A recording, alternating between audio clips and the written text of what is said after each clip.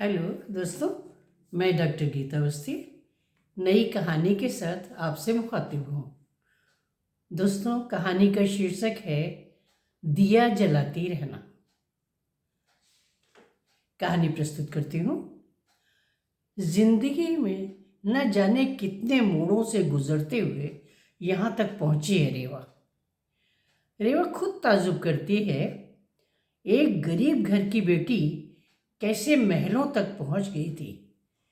गांव वालों के लिए अविश्वसनीय था। वो और उसकी बहन सीमा यहाँ वहाँ कचरे के ढेर से प्लास्टिक की बोतल वो अन्य कचरा इकट्ठा करती रहती थी। अम्मा वो बाबू दोनों कोरोना में चले गए थे। बची थी वे दोनों बहनें। बाबू मेहनत मजदूरी करके 2 रोटी का जुगाड़ करते थे। जिस दिन मजदूरी नहीं मिलती थी उस दिन कचरा बीनकर रात के खाने का जुगाड़ बना देते थे। बाबू की बात से दोनों बहनें खुद ही अपनी रोटी का जुगाड़ करती थीं। कभी कभी गांव वालों को दया आ जाती थी तो वे घर का कुछ काम दोनों बहनों से करवा लेते थे और बदले में खाना और कुछ पैसे उन्हें दे देते थे। पंसारी चाचा की दुकान से वे कभी कभी आटा उधार भी ले आया करती थी। पंसारी चाचा जानते थे कि वे बहनें बात की पक्की हैं। अगर कभी आटा उधार ले जाती थी तो पैसा मिलने पर चुका भी जाती थी। उस गांव में बस कुल जमा 2 किराने की दुकानें थीं। पंसारी चाचा की दुकान ज़्यादा चलती थी। रेवा सीमा को लकड़ी भी बीन कर लाना पड़ता था, तब कहीं जाकर चूल्हा जलता था। जब से मिट्टी का तेल मिलना बंद हो गया था तब से चूल्हा भी पन्नी से जलाना पड़ता था। खाने में उन्हें प्याज, नमक, वो रोटी मोहन भोग से कम नहीं लगता था। खाते खाते दोनों बहनें अपनी तारीफ करना नहीं भूलती थीं। रेवा कहती थी कि मैंने ज़्यादा कचरा बीना है तो सीमा खुद को ज़्यादा मेहनती बताती थी। दोनों बहनों की बातचीत का सोते समय एक मुद्दा ये भी हुआ करता था कि लाला ने कचरा तौलते समय कितनी बार डांडी मारी थी और कितना नुकसान उठाना पड़ा था। रात को दोनों गहरी नींद सो जाती थी और राजमहल के सपने देखा करती थी। उनका सपना सच भी हुआ था। रेवा चौथी पास थी, वो सीमा तीसरी। गांव में सरपंच की लड़की की शादी थी तो दोनों बहनों के लिए उनके घर में बहुत काम निकल आया था। दोनों ने बड़े बड़े सपने देखे थे कि क्या क्या खरीदना है। रेवा सीमा हर किसी की एक एक पुकार पर दौड़ती थी। निमंत्रण पत्र पर नाम लिखने से लेकर चाय पहुंचाने तक का काम उन दोनों के जिम्मे था। वैसे पूरा गांव जानता था कि ये लड़कियां किसी घर से एक कटोरी तक नहीं चुराती। उन पर सबको भरोसा था। रेवा सीमा इसलिए भी खुश थी कि उन्हें स्वादिष्ट खाना भरपेट मिल रहा था। सीमा ने रेवा से कहा था, दीदी हम तो पेट भर के खाई थे, रोजों से ज़्यादा। तुम भरपेट खाती हो कि नहीं?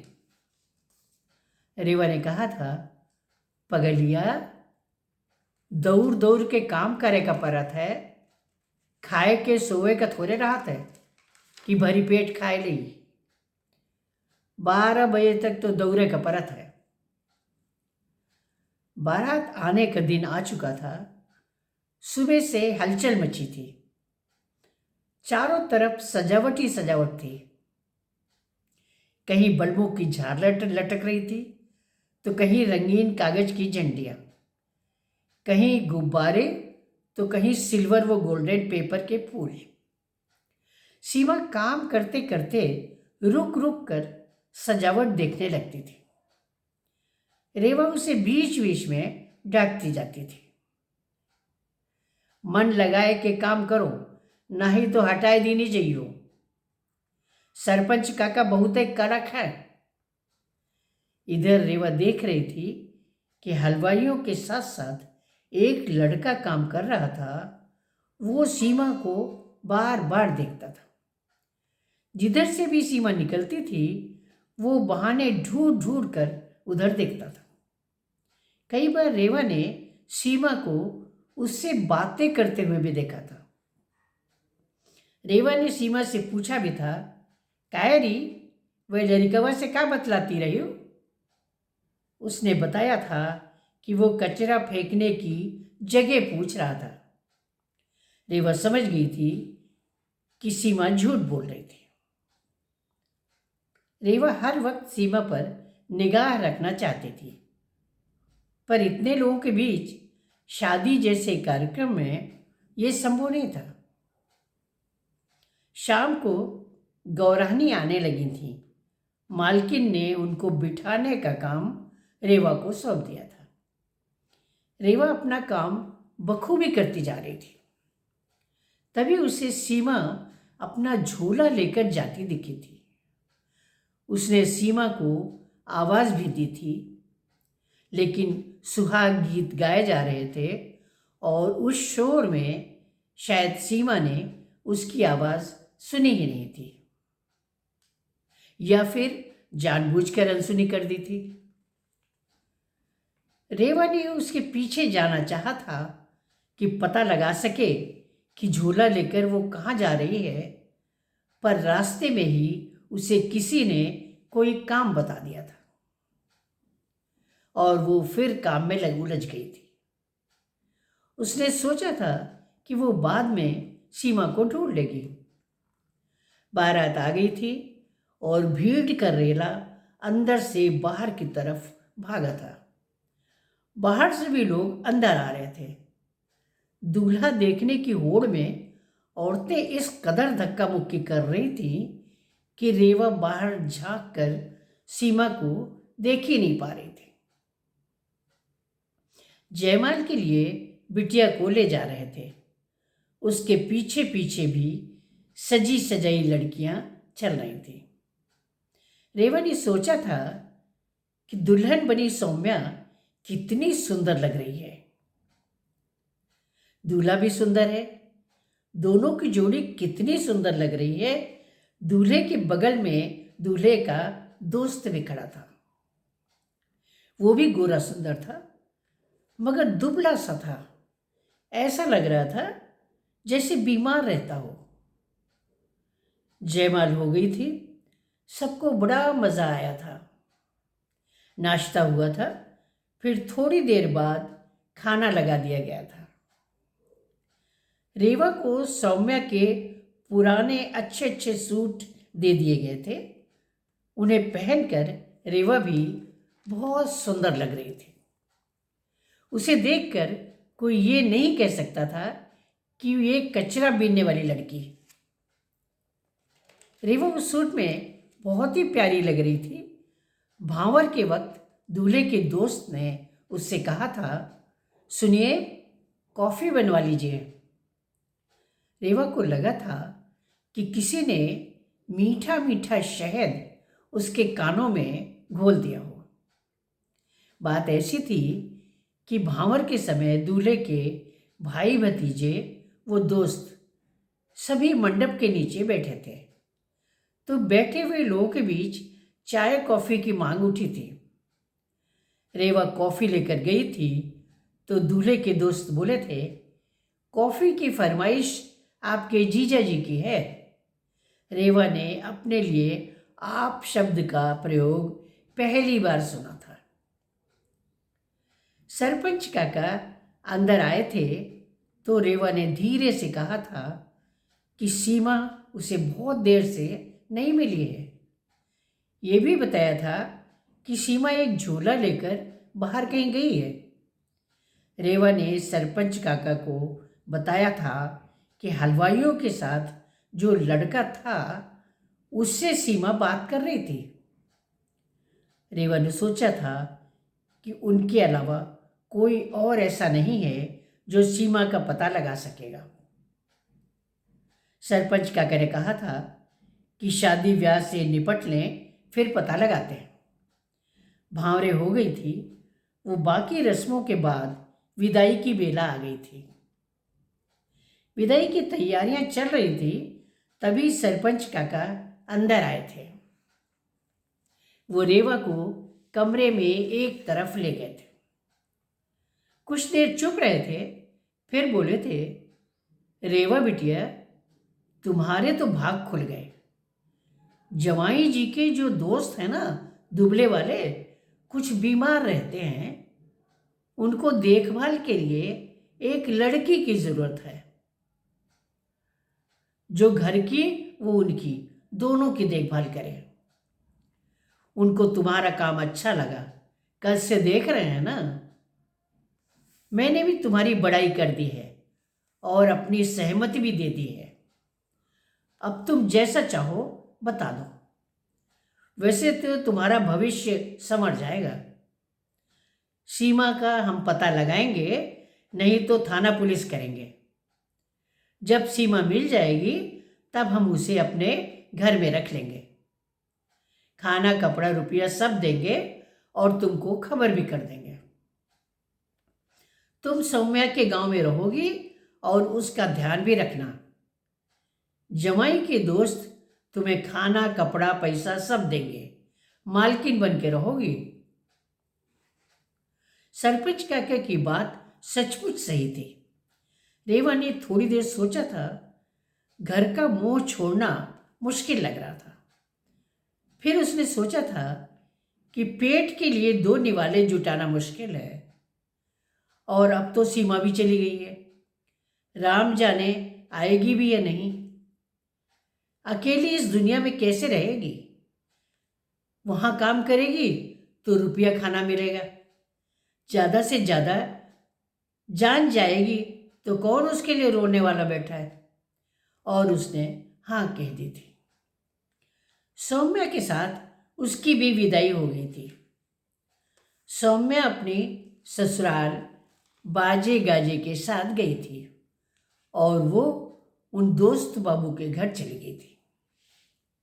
बाद में पता चला था कि उनका नाम निरंजन था। रेवा उनको पूरी जिंदगी दोस्त बाबू ही कहती रही थी। उन्होंने उसे नीचे की मंजिल में एक कमरा दे दिया था और रेवा ने घर का पूरा काम, वो साथ ही दोस्त बाबू को भी संभाल लिया था।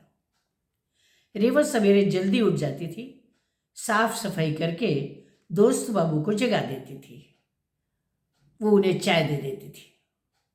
दोस्त बाबू ब्रश करके नहा धो लेते थे। थोड़ी देर पूजा करके फिर वे गरम गरम खाना खा लेते थे। उनकी लापरवाही करने पर रेवा कभी कभी उन्हें डांट भी देती थी।